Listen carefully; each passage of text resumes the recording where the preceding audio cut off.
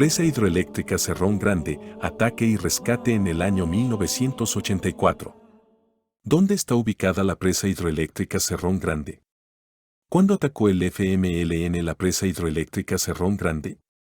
¿Cuál fue el marco histórico y estratégico del ataque? ¿Cómo fue el ataque? ¿Cómo fue el rescate que realizó la Fuerza Armada y cuál doctrina fue aplicada? ¿Y los tristes resultados en vidas? A continuación, veremos uno de los más audaces ataques realizados por las FPL a la infraestructura económica de El Salvador, pero también veremos uno de los más audaces rescates realizados por el batallón de paracaidistas, haciendo uso de sus recientes tácticas aprendidas, las operaciones aeromóviles. Marco geográfico. La presa de Cerrón Grande se encuentra en el río Lempa, con su embalse da forma al lago Suchitlán, que tiene una superficie de 135 kilómetros cuadrados, siendo el lago artificial más grande de El Salvador. Se formó en 1973 con la construcción de la presa del Cerrón Grande, en el cauce del río Lempa. La presa se encuentra en el norte de El Salvador, específicamente, abarca los municipios de Potonico de Chalatenango y Jutiapa de Cabañas. La presa se ubica a unos 78 kilómetros al norte de San Salvador y está rodeada por los departamentos de Cabañas, Chalatenango, Cuscatlán y San Salvador. Según la Comisión Ejecutiva Hidroeléctrica del Río Lempa, CEL, la presa Cerrón Grande tiene una capacidad nominal de 135 megawatts. Esta capacidad se logra con sus dos unidades de generación, cada una de 67.5 megawatts. Su capacidad nominal es de 135 megawatts.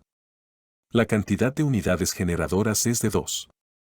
La capacidad generadora de cada unidad es de 67.5 megawatts. Con estos datos técnicos, la presa Cerrón Grande forma parte importante de la matriz energética de El Salvador. La capacidad de almacenamiento bruto de su embalse es de 2.180 millones de metros cúbicos, de los cuales 1.430 millones de metros cúbicos se utilizan para la generación de energía. Cerrón Grande es el segundo generador de energía más importante del país. Tiene un área de inundación de aproximadamente 135 kilómetros cuadrados y su construcción provocó el desplazamiento de unas 12.000 personas y el reasentamiento de 9.000 personas. Su construcción inició el 15 de agosto de 1972 y tardó aproximadamente 4 años y medio en construirse. Fue inaugurada el 16 de febrero de 1977. Para construirla, el Banco Interamericano de Desarrollo, BID, aportó un préstamo de $90 millones, pero, al final del proceso, se estima que fueron gastados 195 millones de colones, equivalentes a $78 millones de la época, a una tasa de cambio de 2.5 colones por dólar. Referencia de la estrategia aeromóvil. Durante el ataque a la presa Cerrón Grande el día jueves 28 de junio de 1984, se reprodujo un modelo táctico que había tenido éxito inicial durante la Guerra de Vietnam, en la década de los años 60, modelo que exige muchos medios aéreos para transporte masivo de tropas, adiestramiento en operaciones aeromóviles, planificación detallada y una inteligencia precisa. Está de más decirlo, que las tropas requieren de mucho valor, pues los desembarcos generalmente son sobre el enemigo y generalmente bajo fuego. Aunque para la Fuerza Armada de El Salvador la operación aeromóvil para rescatar la presa no fue la primera, el modelo fue tomado de la primera operación aeromóvil que realizó la Fuerza Armada de Estados Unidos, desde el 14 al 18 de noviembre de 1965. Esta primera experiencia de los norteamericanos en Vietnam fue la Batalla del Valle del Ladrán, que tuvo lugar del 14 al 18 de noviembre de 1965. Fue el primer enfrentamiento importante entre el ejército estadounidense y las fuerzas norvietnamitas y resultó en lecciones significativas para ambos bandos. La ubicación de la batalla fue en el Valle de Ladrán, en las tierras altas centrales de Vietnam del Sur, entre el 14 al 18 de noviembre de 1965, fue declarada una victoria por ambos bandos, ya que demostró la formidable fuerza del ejército de Vietnam del Norte, al tiempo que subrayó la eficacia de las tácticas aeromóviles estadounidenses. Aquel 14 de noviembre de 1965, la Primera División de Caballería Aeromóvil de Estados Unidos recibió la misión de transportar tropas para buscar a las fuerzas comunistas en las remotas tierras altas centrales de Vietnam del Sur. El primer batallón del 7º Regimiento de Caballería, con un total de unos 1000 hombres, fue trasladado en helicópteros UH-1H a la zona de aterrizaje codificada como X-Ray aquel 14 de noviembre. Hasta ese momento, los encuentros se habían limitado a escaramuzas con las fuerzas del Vietcong, pero el Valle de Ladrán era una base para 2 regimientos de infantería norvietnamitas, que eran parte de fuerzas en preparación para una ofensiva planificada para atacar los puestos avanzados de las Fuerzas Especiales de Estados Unidos y capturar la ciudad de Pleiku, una capital provincial a unas 37 millas del valle, que se encontraba bajo el macizo Chupón de 2.401 pies de altura. Después del enfrentamiento inicial con las tropas estadounidenses, los norvietnamitas movieron rápidamente 3 batallones para rodear la zona X-Ray, con la intención de aniquilar al primer batallón del 7º Regimiento. A media tarde, la lucha era intensa y a menudo cuerpo a cuerpo. Una compañía estadounidense perdió a todos sus oficiales durante un tiroteo en el que casi fueron superados. El primer batallón estaba al mando del teniente coronel Harold Moore Jr. Los estadounidenses, considerablemente superados en número, solicitaron apoyo de artillería y apoyo aéreo para superar a los norvietnamitas. Fueron disparadas unas 33.000 ráfagas de artillería y los bombarderos B-52, procedentes de Guam, devastaron zonas de la campiña circundante.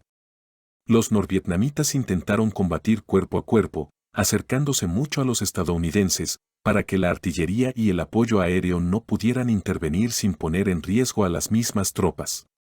Por la noche, repetidos ataques de sondeo acosaron a los estadounidenses rodeados y, durante el día, continuaron los intensos asaltos. Para el 16 de noviembre, 2 batallones más de caballería aérea habían llegado por aire, y los norvietnamitas comenzaron a retirarse. Se produjeron nuevos combates intensos cuando las tropas que marchaban hacia otra zona de aterrizaje fueron emboscadas en campo abierto el 17 de noviembre, pero el combate cesó al día siguiente. Era evidente que los soldados estadounidenses luchaban contra un enemigo muy difícil de derrotar. Al final, las bajas estadounidenses ascendieron a 234 muertos y 242 heridos, mientras que las muertes norvietnamitas se estimaron entre 1.800 y 2.000. Tras la batalla de Ladrán, los norteamericanos aseguraron que el elevado número de bajas norvietnamitas significaba que Estados Unidos podía ganar una guerra de desgaste. El presidente Lyndon B. Johnson incrementó el número de tropas estadounidenses. Su oponente norvietnamita, Ho Chi Minh, concluyó, por su parte, que Vietnam del Norte podía al menos combatir al enemigo estadounidense hasta un punto muerto combinando una fuerza abrumadora y la aplicación de la táctica del abrazo. Aunque feroz y costosa, la batalla animó a ambos bandos a seguir luchando, y la guerra se prolongó durante más de 7 años. Al retirarse del ejército como teniente general, Harold Moore escribió sus memorias con el periodista Joseph Galloway, denominándolas Érase soldados y Young, publicadas en 1992 y llevadas al cine en 2002, con el actor Mel Gibson como protagonista, titulada Érase soldados. Galloway, quien participó en la batalla como periodista civil, recibió una estrella de bronce por su heroísmo bajo fuego enemigo, siendo el único civil en recibir tal honor. En el año 2023, Fort Benning, Georgia, pasó a llamarse Fort Moore en honor al general Moore y su esposa, Julia Moore, una activista de larga data en favor de los intereses de los veteranos de Vietnam. Marco histórico y estratégico del ataque al Cerrón Grande. Era el año 1984, el FMLN venía de sufrir algunas derrotas importantes entre 1981 y 1982, siendo las más importantes la ofensiva final del 10 de enero de 1981 y la ofensiva en Usulután en marzo de 1982. Ambas acciones fracasaron por diversos factores, siendo los más importantes la superioridad de las unidades de la Fuerza Armada, deficiente adiestramiento de los insurgentes en guerra regular, reducidas unidades con capacidades guerrilleras, las cuales eran integradas para realizar ataques regulares, sin mayor éxito. Aceleradamente, en 1983, el FMLN dio un salto estratégico y pasó a una guerra de movimiento, organizando compañías, batallones, agrupaciones de batallones y brigadas, unidades que fueron dotadas de personal, equipo y adiestramiento en guerra regular. Su misión era derrotar a la Fuerza Armada en combates decisivos y liberar territorios para crear una retaguardia estratégica a la cual llamarían políticamente zona liberada. Para finales de 1983 e inicios de 1984, el FMLN estaba en la cúspide de su eficiencia militar. Fue el periodo en el cual tuvo la oportunidad de derrotar a la Fuerza Armada, pero, oportunamente, la Fuerza Armada interpretó la situación y también dio su salto estratégico para equilibrar el campo de batalla. Este salto se caracterizó por el nacimiento de los batallones de reacción inmediata, diseñados altamente móviles y para guerra contra insurgente, nacieron las fuerzas especiales. Fueron reorganizadas las unidades militares para facilitar la conducción de las operaciones y, el tema de este video, nacieron las operaciones aeromóviles.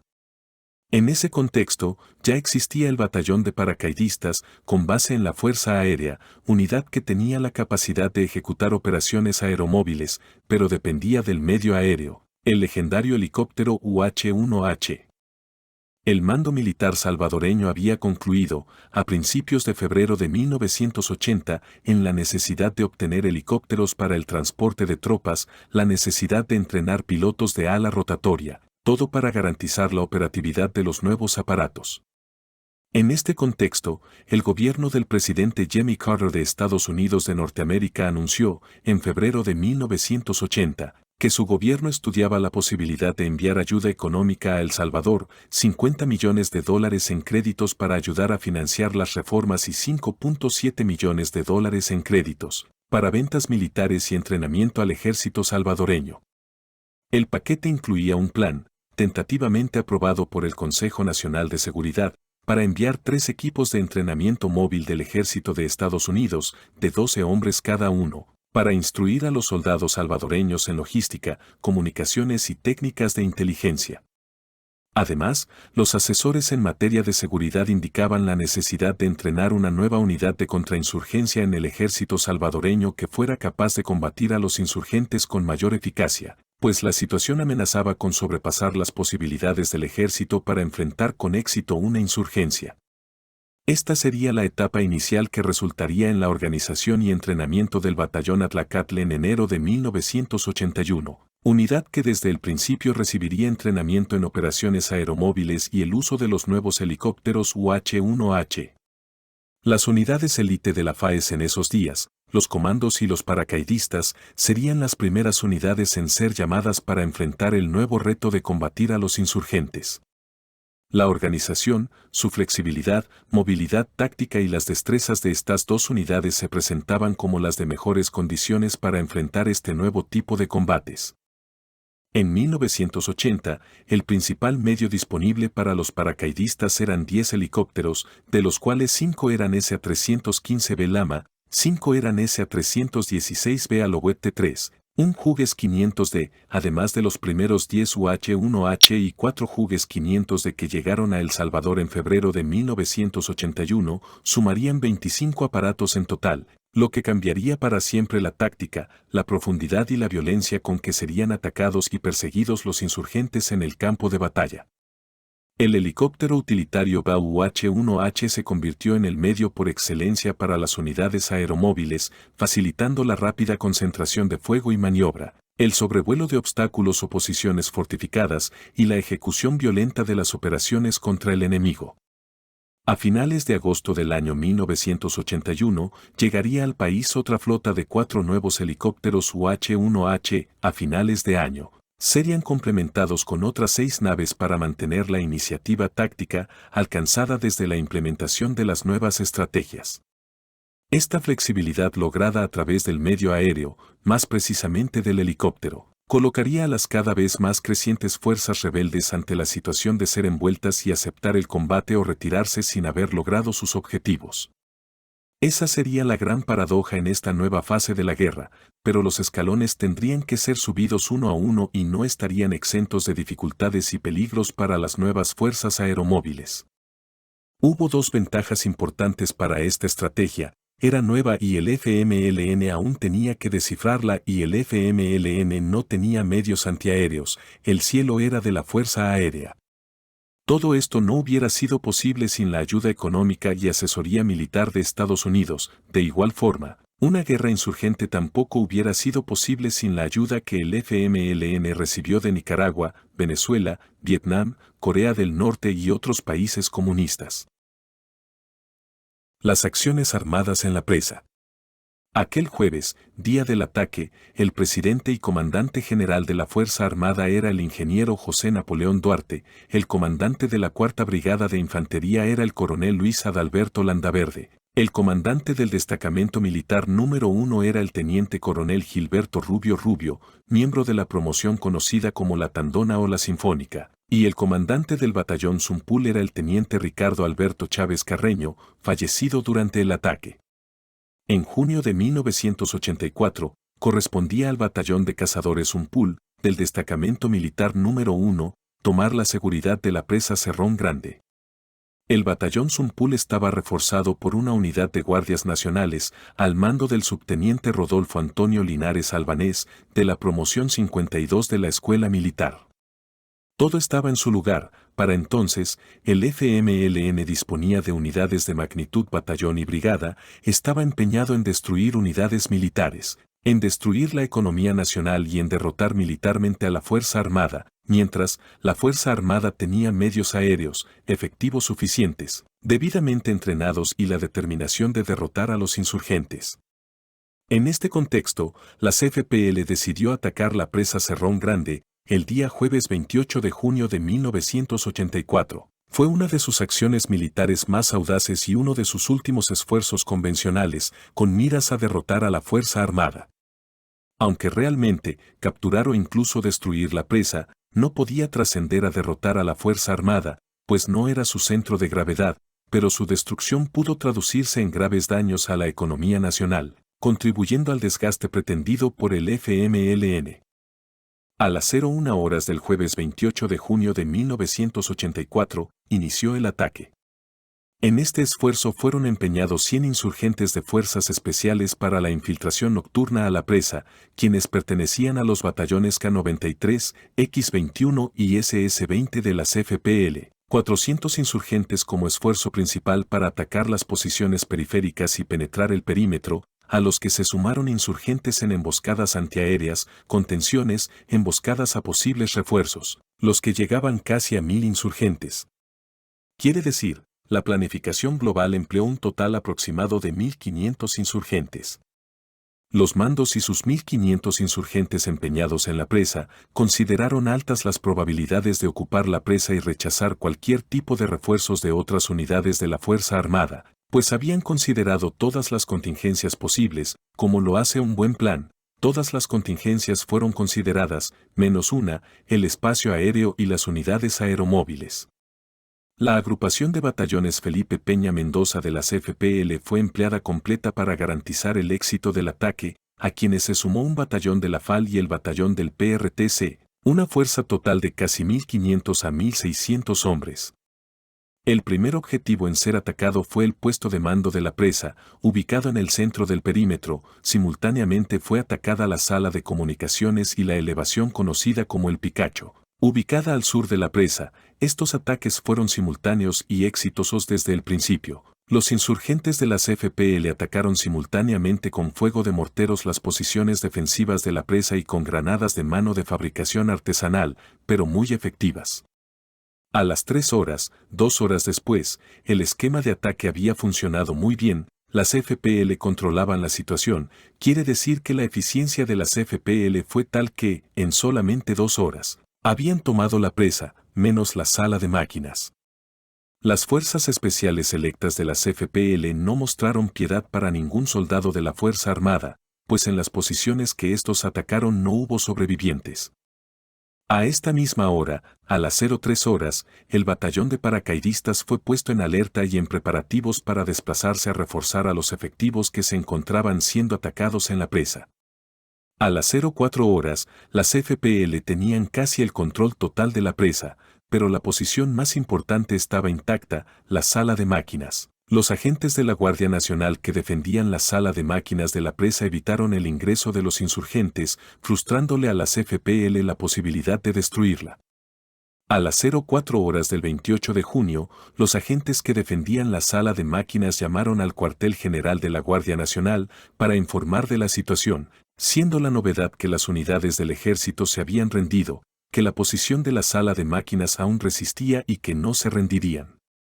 A las 05 horas, el alto mando de la Fuerza Armada aún no autorizaba una operación aeromóvil, mientras la Fuerza Aérea y paracaidistas estaban listos para salir, pues estaban en alerta desde las 03 horas que el coronel Bustillo había dado la orden de ejecutar el desembarco. La razón de la incertidumbre de proceder al refuerzo era porque el presidente Napoleón Duarte estaba negociando con el FMLN para evitar que destruyeran la presa, algo inusual durante el desarrollo de una guerra, peor disponiendo de recursos eficientes, lo que fue demostrado horas más tarde. No se recibió la orden para que fuéramos a desalojar la presa de Cerrón Grande, ni por el Estado Mayor, ni por el presidente de la República, que estaba en esa época el ingeniero Duarte.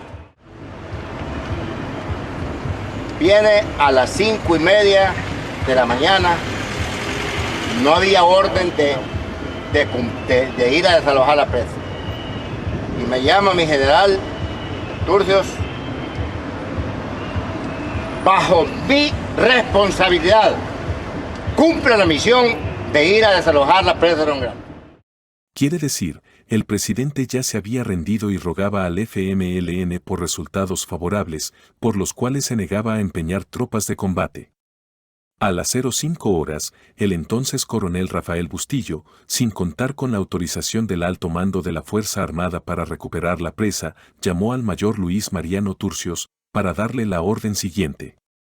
Mayor, bajo mi responsabilidad cumpla la misión de ir a desalojar la presa de Cerrón Grande.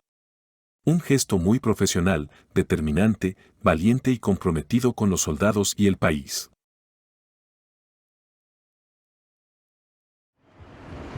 Viene a las 5:30 de la mañana, no había orden de ir a desalojar la presa. Y me llama mi general Turcios, bajo mi responsabilidad, cumple la misión de ir a desalojar la presa de Cerrón Grande. Están los 22 helicópteros con el apoyo aéreo. Vengo y nosotros estábamos listos, ya la tropa ya estaba en los helicópteros, listos para despegar. Y así fue, 5:30 de la mañana despegamos.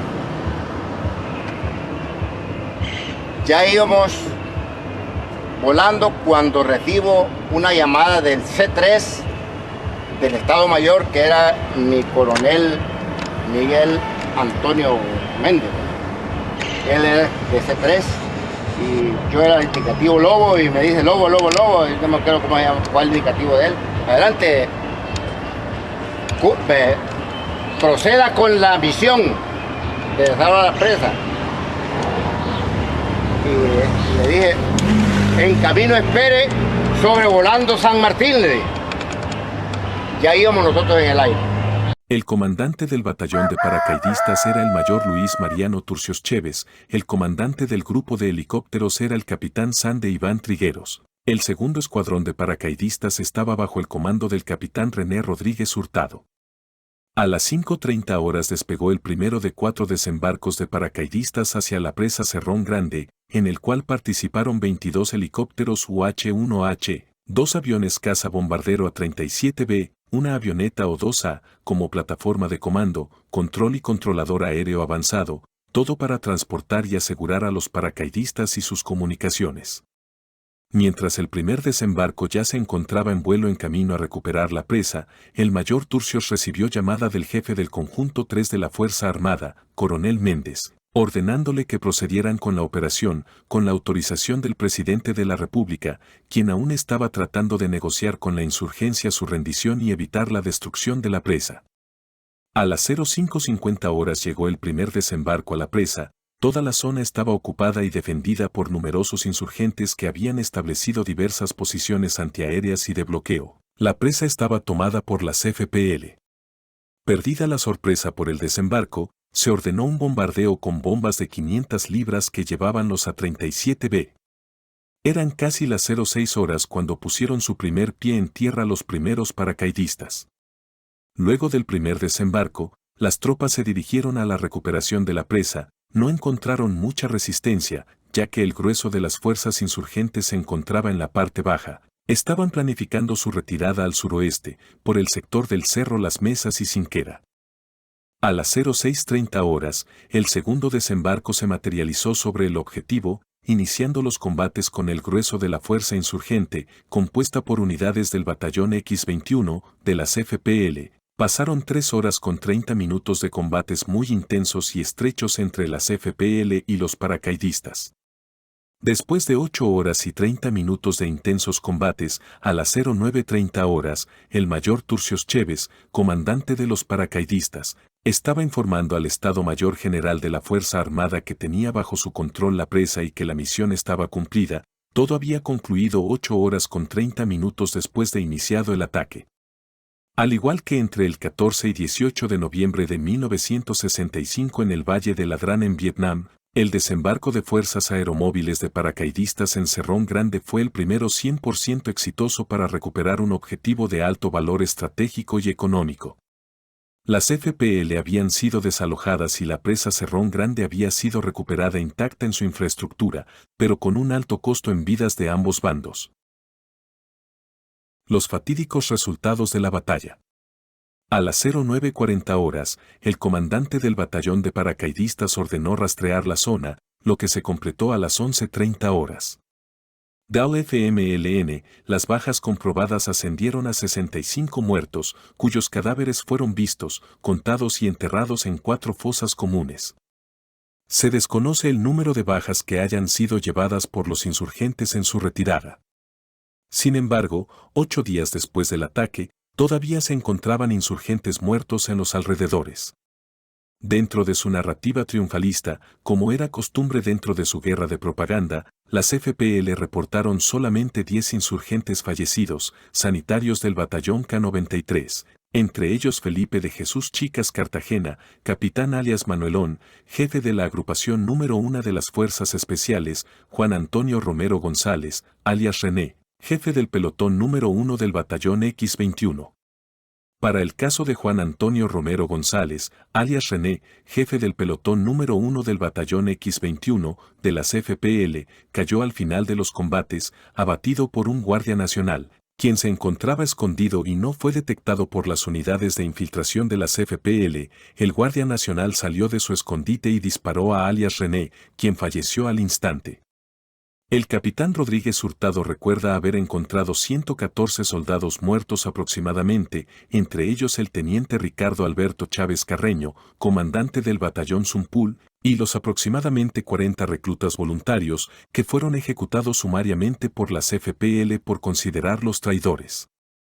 El veredicto sumario de las FPL contra los 40 soldados fue que, al ser habitantes de las zonas circundantes reclamadas por las FPL, no les perdonarían haberse presentado a la Fuerza Armada para ser soldados y luchar contra ellos, eran traidores. Eso justificó su asesinato, cometido por la organización al mando de Salvador Sánchez Serén, quien ahora vive cómodamente en Nicaragua rodeado de su familia.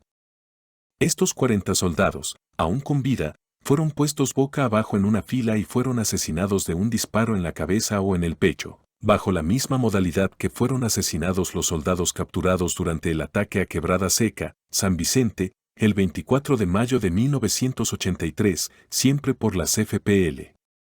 Cuando los paracaidistas encontraron a los caídos, todos estaban en ropa interior, habían sido despojados de sus uniformes de combate.